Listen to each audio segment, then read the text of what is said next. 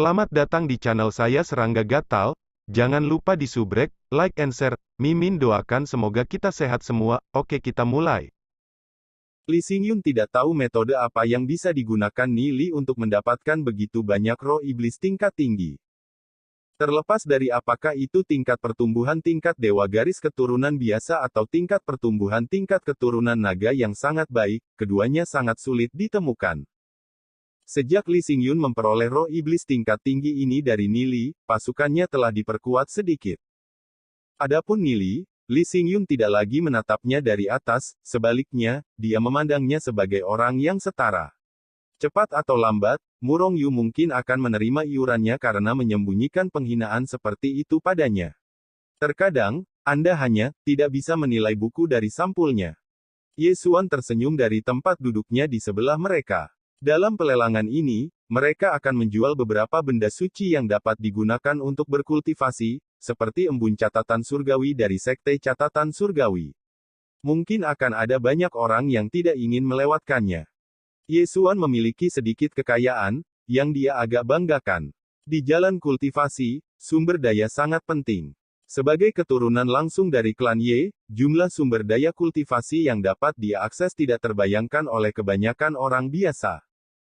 Gu Bei bertindak seolah-olah dia belum pernah mendengar kata-kata Ye Xuan dan berkata, meskipun embun catatan surgawi benar-benar memiliki beberapa barang bagus, itu bukan puncak dari pelelangan. Saya ingin tahu apa yang menjadi sorotan sebenarnya tahun ini. Ye Xuan tercengang mendengar kata-kata Gu Bei. Tahun lalu, puncak pelelangan adalah binatang spiritual kelas 3 Driftcloud Crane yang menghasilkan lebih dari 60.000 batu spiritual. Mungkin hanya orang sekaliber Long Tianming yang mampu menawar sorotan seperti itu. Dalam 6 sekte besar, generasi muda dari setiap keluarga semua memiliki koneksi mereka sendiri. Di atas adalah orang-orang seperti Long Tianming, yang merupakan penerus pertama keluarganya dan bahkan mungkin pesaing untuk sekte master. Bahkan jika dia gagal dalam kompetisi itu, dia masih memiliki peringkat tinggi di dalam sekte bulu ilahi. Bagi kebanyakan orang, dia berdiri di puncak segalanya. Kedua datang orang-orang seperti Ye Xuan, Long Yuyin, dan Lee Xingyun. Mereka adalah keturunan langsung dari keluarga besar dan juga jenius yang kuat. Para ahli seperti mereka membentuk inti penting bagi kekuatan keluarga mereka masing-masing, kadang-kadang, mereka bahkan mungkin melihat pergantian nasib baik dan berjuang untuk mencapai level Long Tianming. Setelah mereka datang para jenius dari berbagai kota besar di alam yang lebih kecil. Tanpa ragu, mereka adalah target utama rekrutmen dari dua kelompok yang disebutkan sebelumnya. Namun, mereka akan kesulitan untuk membentuk kekuatan independen mereka sendiri di dalam sekte bulu ilahi. Ye Xuan, Long Yuyin, dan Lee Xingyun semuanya satu tingkat di bawah Long Tianming, oleh karena itu, sulit bagi Long Tianming untuk menganggap mereka sederajat. Adapun Ni Li, Xiao Ninger, dan Lu Piao, mereka beruntung bahkan berada di ruang samping ini. Jika mereka ingin mendapatkan rasa hormat, mereka harus bergantung pada kekuatan mereka sendiri. Ni Li, tentu saja, mengabaikan kata-kata Ye Xuan. Pertemuan berlanjut saat gelas anggur terjalin. Setelah Long Tianming datang beberapa figur puncak dari sekte Divine Feathers, Sky Blaze dan Heavenly Note yang memasuki ruangan. Tanpa ragu, orang-orang ini memiliki kehadiran terkuat di antara semua yang berkumpul di ruang samping. Orang-orang yang berdiri di samping bahkan lebih berhati-hati dalam diskusi mereka. Xiao Ninger menarik baju Ni Li. Itu adalah gadis suci dari sekte catatan surgawi kita, Ming Yue Wushuang. Ni Li mengikuti garis pandang Xiao Ninger. Gadis yang dilihatnya seindah bulan dan kira-kira berusia 26 atau 27 tahun. Dia memiliki selera gaya yang tak tertandingi dan setiap gerakannya membawa kesan elegan. Orang bisa samar-samar melihat kulitnya yang halus dan putih melalui pakaiannya yang seperti kain muslin. Dia bertelanjang kaki dengan lonceng perak menempel di pergelangan kakinya. Saat dia berjalan, dering bel yang jelas terdengar. Gadis suci pedang surgawi, Ming Yue Wushuang. Itu sebenarnya dia. Ni Li tidak mengenalnya secara pribadi, tapi dia tahu namanya. Dalam kehidupan sebelumnya, Ming Yue Wushuang termasuk di antara 10 ahli teratas dari seluruh dunia reruntuhan drakonik. Dia adalah eksistensi puncak yang berdiri di puncak 6 sekte besar. Dalam 6 sekte besar, para jenius muda sering muncul. Dalam waktu 100 tahun, banyak ahli yang kuat akan muncul. Dan di antara mereka, Mingyue Wushuang tidak diragukan lagi adalah salah satu jenius yang paling mempesona. Nili pernah mendengar tentang legendanya sebelumnya. Dikatakan bahwa dia pernah sendirian membantai jalannya ke sekte Dewa Iblis. Meskipun dia kembali dengan cedera, dia berhasil membunuh 2 ahli kuat mereka dalam prestasi yang menakjubkan.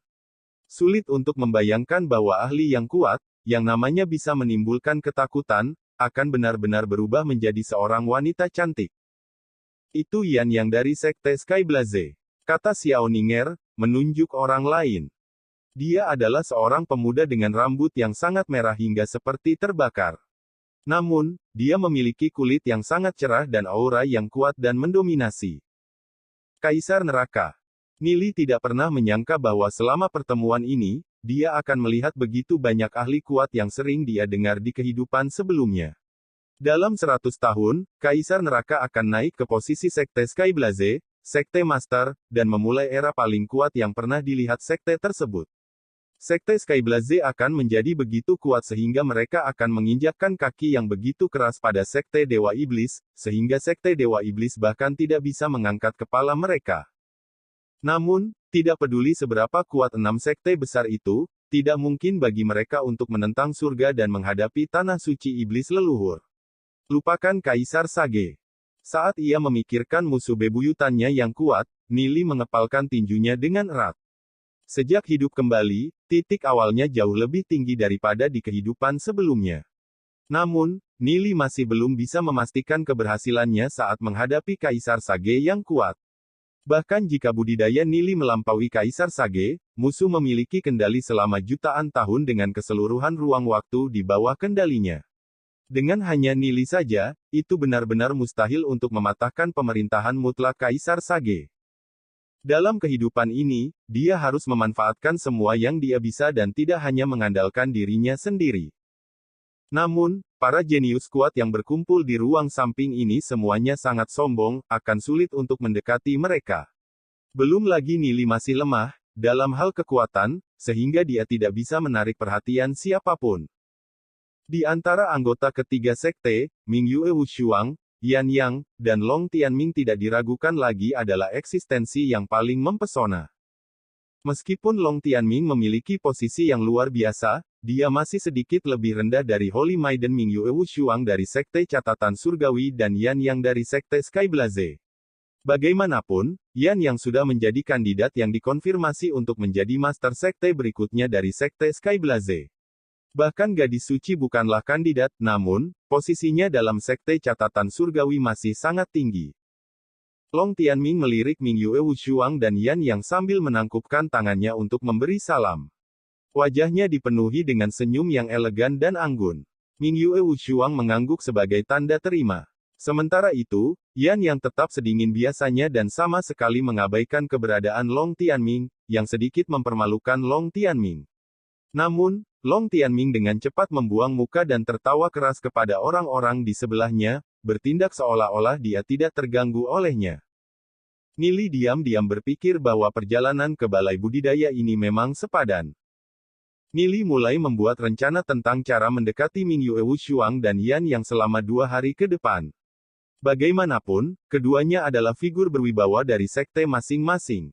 Memiliki kontak dengan mereka pasti akan terbukti bermanfaat bagi rencana masa depannya. Nili mengirimkan suaranya ke Gu Bei. Gu Bei, apakah kamu punya ide tentang cara mendekati Mingyue Wushuang dan Yan Yang? Gu Bei tertegun sejenak, lalu segera menunjukkan senyum pahit.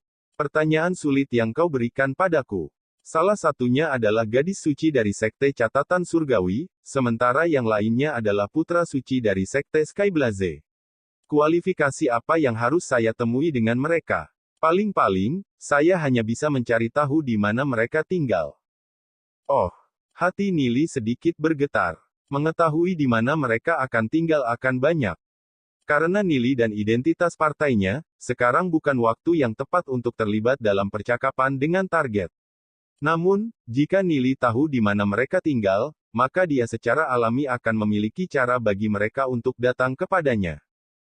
Nili, jangan gegabah. Mereka tamu penting dari Sekte Bulu Ilahi. Gu Bei mengingatkannya karena dia tidak merasa tenang. Nili tersenyum. Aku tahu batasnya. Gu Bei merasa kulit kepalanya kesemutan. Lagi pula, identitas keduanya terlalu mulia. Jika dia secara tidak sengaja menyinggung mereka, tidak ada yang bisa melindunginya. Dia hanya bisa berharap bahwa Nili tidak akan terlalu gegabah. Ye Xuan dan Murong Yu berbicara 1 menit, kemudian menjadi diam berikutnya. Tatapan mereka secara berkala mengarahkan diri mereka ke arah Xiao Ninger. Xiao Ninger muncul seolah-olah dia tidak memperhatikan mereka, namun, Nili sudah merasakannya. Ye Xuan ini mungkin tertarik pada Xiao Ninger. Meskipun Ye Xuan tampak anggun dan sopan di luar, Nili telah melihat banyak orang munafik ini di kehidupan sebelumnya. Ye Xuan ini pasti sama dengan banyak orang lain yang mendapat manfaat dari keluarga mereka dan sangat bangga pada diri mereka sendiri. Namun, satu-satunya hal yang bisa mereka banggakan adalah kelahiran mereka. Dalam hal kemampuan nyata, Ye Xuan bukan apa-apa. Pada saat itu, seorang murid Sekte Catatan Surgawi yang cantik berdiri di depan ruangan, tersenyum ringan, dan berbicara kepada orang banyak. Berada di sini di Sekte Bulu Ilahi hari ini adalah kehormatan yang saya terima. Saya adalah murid dari Sekte Catatan Surgawi bernama Qin Yue. Ini adalah kesenangan untuk bertemu semua orang. Lelang ini akan diselenggarakan sesuai dengan peristiwa masa lalu. Banyak barang yang ditampilkan hari ini adalah harta yang dibawa oleh para murid dari ketiga sekte besar, dan akan dilelang. Tolong beri kami dukungan Anda. Semua orang menghentikan diskusi mereka dan mengalihkan perhatian mereka ke depan. Dalam lelang setiap tahun, banyak barang langka akan muncul. Beberapa diajukan oleh para murid dari 3 sekte besar, sementara yang lain adalah milik para petinggi. Kadang-kadang, seseorang dapat membeli barang bernilai tinggi dengan harga yang sangat mahal, oleh karena itu, semua murid menaruh banyak perhatian pada pelelangan ini. Item pertama yang akan dilelang adalah roh iblis tingkat pertumbuhan tingkat luar biasa keturunan naga, naga tanah berdarah, kata Qin Yue sambil tersenyum ringan. Nili dan Gu Bei bertukar pandang saat mereka bertanya-tanya apakah roh iblis ini milik mereka. Roh iblis tingkat pertumbuhan tingkat dewa garis keturunan naga tidak ternilai harganya dan petinggi 3 sekte besar pasti tidak akan menjualnya. Di bawah tingkat pertumbuhan tingkat dewa, adalah roh iblis keturunan naga pertumbuhan tingkat luar biasa. Roh iblis keturunan naga dengan tingkat pertumbuhan luar biasa juga sangat berharga, hanya orang-orang seperti Li Xingyun dan Ye Xuan yang bisa mendapatkannya dari keluarga mereka, lagi pula, hanya keluarga kuat seperti mereka yang bisa mendapatkan roh iblis langka seperti itu. Karena mereka sangat langka, hampir tidak mungkin menemukannya untuk dijual. Bagi banyak dari berbagai keluarga, roh iblis keturunan naga pertumbuhan tingkat luar biasa adalah keberuntungan yang akan ditemui dengan keberuntungan dan tidak dicari. Persaingan harga langsung menjadi intens. 10.000 batu spiritual. 11.000. 11.500. 12.000. Semua murid dengan panik berlomba, namun orang-orang seperti Long Tianming dan Yan yang agak tidak tertarik. Tentu saja mereka tidak akan membutuhkan sesuatu seperti itu. Ye Xuan dan Li Xingyun telah menerima roh iblis keturunan naga dengan tingkat pertumbuhan yang luar biasa sejak lama, oleh karena itu, mereka tidak berpartisipasi dalam taruhan. Lagi pula, roh iblis seperti itu sangat mahal dan mereka tidak membutuhkan yang lain. Namun, masih ada banyak orang yang bersaing untuk itu dan harganya dinaikkan secara gila-gilaan, yang mencerminkan betapa ketatnya persaingan itu sebenarnya. Ye Xuan menatap Xiao Ninger dan tersenyum. Jika Junior Sister Ninger membutuhkan roh iblis dengan tingkat pertumbuhan luar biasa keturunan naga, saya dapat menawar yang ini dan memberikannya kepada Anda. Aku tidak membutuhkannya. Xiao Ninger menggelengkan kepalanya saat matanya tidak tertuju pada Ye Xuan bahkan untuk sesaat. Nili berbisik pelan di telinga Xiao Ninger. Nanti, aku akan memberimu satu dengan tingkat pertumbuhan tingkat dewa. Xiao Ninger memerah sedikit saat dia mengangguk. Perasaan manis memenuhi hatinya. Dia tidak peduli dengan roh iblis, apa yang dia suka adalah fakta bahwa Nili jelas peduli padanya. Kalau tidak, dia tidak akan mengatakan hal seperti itu setelah tawaran Ye Xuan. Adapun bagaimana Nili bisa mendapatkan keturunan naga pertumbuhan tingkat dewa, Xiao Ninger tidak terlalu memikirkannya. Dalam hatinya, Nili selalu menjadi eksistensi yang maha kuasa. Ye Xuan dengan erat mengepalkan tangan kanannya ketika dia melihat Xiao Ninger bertindak malu-malu pada apapun yang dikatakan Nili padanya karena dia tidak bisa mendengar percakapan mereka. Kecemburuan yang tak tertahankan muncul di dalam hatinya. Dia hanya menunjukkan ekspresi seperti itu ketika dia berada di depan Nili. Pada akhirnya, roh iblis pertumbuhan tingkat luar biasa itu dijual seharga 27.000 batu spiritual, kepada seorang murid dari Sekte Skyblaze. Setelah itu, ada 5 garis keturunan naga tingkat pertumbuhan tingkat luar biasa, yang masing-masing dijual seharga lebih dari 25.000 batu spiritual. Kerumunan menjadi agak bingung. Di masa lalu, roh iblis yang begitu kuat hanya muncul 1 atau 2, jadi mengapa ada begitu banyak kali ini? Semua roh iblis tingkat pertumbuhan tingkat luar biasa keturunan naga dibeli oleh murid-murid Sekte Skyblaze. Mereka pasti harus kaya untuk membeli begitu banyak, atau setidaknya jauh lebih kaya daripada murid-murid Sekte Bulu Ilahi. Memang, Sekte Skyblaze pantas menjadi kepala dari 6 sekte besar. Gu Bei membuat beberapa perhitungan kasar. Jika ada 20 roh iblis dengan tingkat pertumbuhan luar biasa, bukankah itu berarti lebih dari 500.000 batu spiritual? Itu hanyalah jumlah kekayaan yang mengejutkan.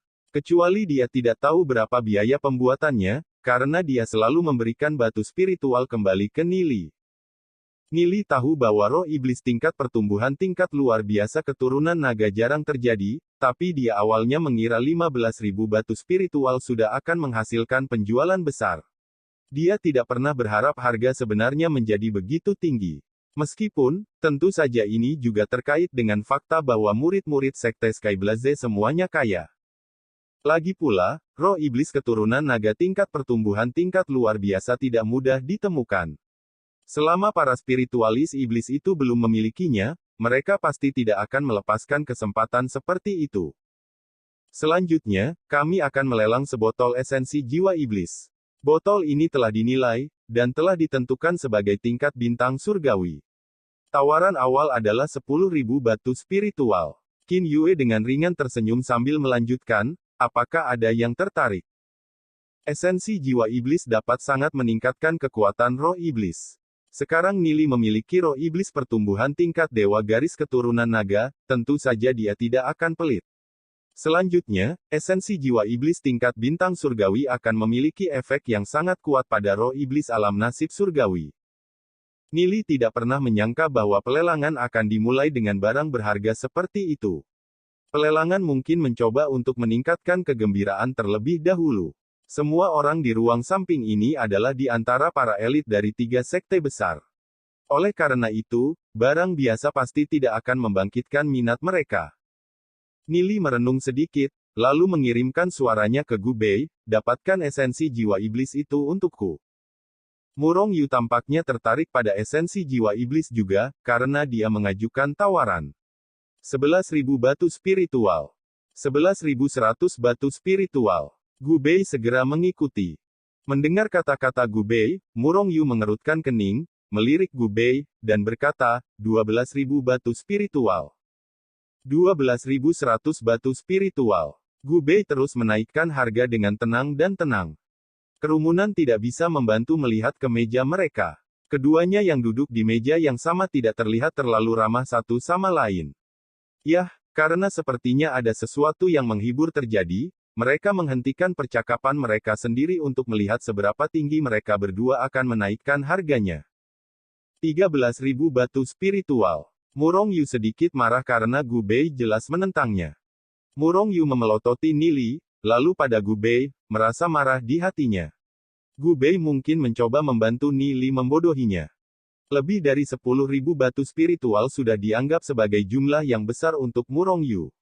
Bahkan setelah dia menabung selama bertahun-tahun, dia hanya memiliki total kasar 15.000 batu spiritual. 13.100 batu spiritual. Gu Bei terus mengabaikan keberadaan Murong Yu dan mengajukan tawaran lagi. 15.000. Murong Yu hampir membanting tinjunya ke meja. Ye Xuan mau tidak mau memberi Murong Yu dan Gu Bei tatapan aneh. Bahkan Ye Xuan hanya memiliki sedikit lebih dari 30.000 batu spiritual dan akan dengan hati-hati mempertimbangkan untuk membeli sebotol esensi jiwa iblis ini. Gu Bei ini tampaknya cukup kaya. 15.100 batu spiritual. Gu Bei menawar tanpa mengedipkan mata. Pembuluh darah muncul dari leher Murong Yu. Meskipun dia sangat sadar bahwa apa yang Gu Bei lakukan hanya untuk membuatnya kesal, dia tidak punya cukup uang untuk menawar lebih tinggi. Apa yang membuat Murong Yu benar-benar marah adalah sikap menghina Gu Bei. Jika saudara Gu sangat membutuhkannya, maka aku akan membiarkanmu memilikinya. Murong Yu menghela nafas dengan senyum dingin. Tepat ketika harga tiba-tiba berhenti meningkat, sebuah suara datang dari tempat yang jauh di dalam ruangan. 16.000 batu spiritual. Gu Bei melirik Murong Yu. Membiarkanku memilikinya. Anda terlalu sombong. Tampaknya ada banyak orang lain yang juga menawar untuk itu. Jika Anda tidak punya uang, maka jangan bergabung dalam penawaran. Sungguh lelucon. Gu Bei sadar bahwa Murong Yu telah mengambil batu spiritual Nili di dalam reruntuhan mengerikan, jadi tentu saja dia tidak akan terlihat ramah pada Murong Yu. Murong Yu dengan erat mengepalkan tinjunya. Dia selalu sombong dan menyendiri, jadi tentu saja dia tidak bisa menelan ejekan dari orang lain. Tetapi dalam situasi seperti ini, dia tidak berani marah. Belum lagi Gu Bei juga seseorang dari klan Gu.